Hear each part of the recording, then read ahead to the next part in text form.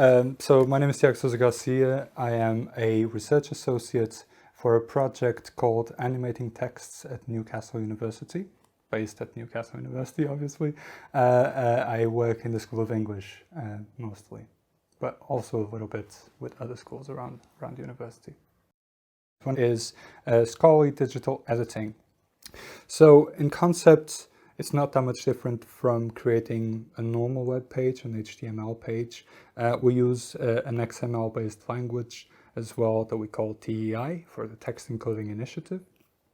And what we do, or we try to do most of the time, is to describe what text is. And I'll give you an example. So when you as a reader identify a foreign word, a word that you don't know in a text, what you do is you have a graphic clue. You have the text in italics, usually. In English text, that's usually you get.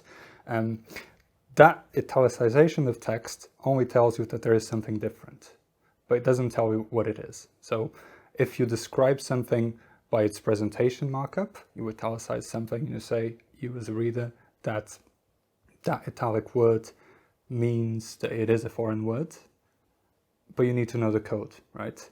A different way of doing this is by telling the reader, this is a foreign word. Mark it up as a foreign word. So we use this language called TEI to mark things up as foreign words, as lines of verse, as speakers in a play, etc., etc. So we try to use what we call a descriptive markup as opposed to a presentational markup, which is what the web uses most of the time. So what we do when we encode text is we separate sort of the intellectual content of the text, what a text is, what it means, what are its characteristics, and how you display that. So another big advantage of encoding text and richly encoding text is that by separating the presentation stage, you can then change how you present text. So one of the outputs can be a digital page, and in most cases that's where it is. But from that same data, you can also produce a traditional published edition. You can produce several different views on the same text depending on your readership, right? So imagine if you have a children's tale, children's narrative. From the same base text, you can then create an output that is more geared towards children and maybe doesn't have all the explanatory notes that researchers would be interested in, for example. Yeah, I sort of get guided by the famous Socratic paradox, I know that I know nothing. What I mean by this is that my main purpose in research is to learn, and that means learn more about my object. In this case, it could be a text, it could be a particular method in the digital humanities, but it could also be learning about thinking itself, right? Why am I approaching a text in this particular way? Why am I introducing this methodology with this text or this research question in a particular way? So the research methods that excite me the most at the moment is an application of artificial intelligence into literary research specifically, but also in the humanities more widely. So I've said in a different question that what computers give us right now for literary research and for humanities research is both scope and speed, right? And if we think about something like text analysis, broadly speaking, we count words, but those words are still just signifiers without any meaning to a computer, or without any necessary meaning to a computer. It's just a string of characters, right? A computer cannot read in the same way that we can.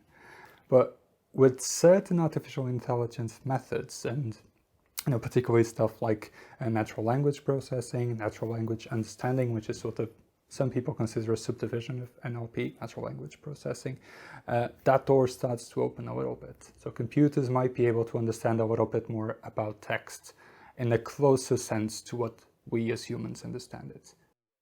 Luckily, one of my closest colleagues is Dr. James Cummings. He is one of the world's experts in textual encoding, in digital textual encoding. He's been doing this for years and years, decades. There's probably no one in the world as knowledgeable about the Textual Encoding Initiative, the TEI, as much as James Cummings. And working side by side with him has been an incredible opportunity, and he inspires me every day. He's been very supportive of my research. Another person that, again, I work with every day is Professor Jennifer Richards, who is an outstanding early modern scholar, but she's also an incredible and passionate defender of our discipline of English. So the thing that I really wished that I'd known when I was younger, particularly when I was an undergrad, about methodology, is that methods are not laws. They're meant to be played with, they're meant to be experimented with, destroyed sometimes, and upended. Methods are not laws. They're not a path that you must follow. Don't be afraid to start from scratch. If something's not working, just go back to the beginning. That's probably a wrong approach that you took in the first place. And don't be afraid to start over, really. So I think that's, younger self, that's my message to you.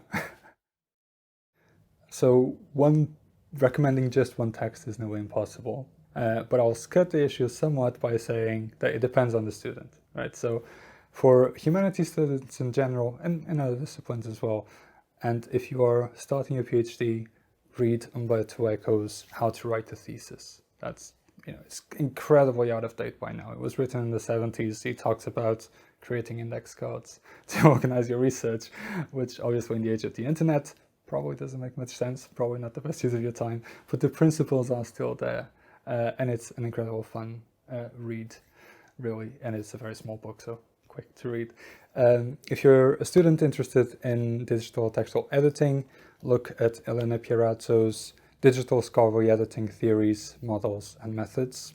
Very important fundamental book that covers all the methodological and theoretical implications of digital scholarly editing.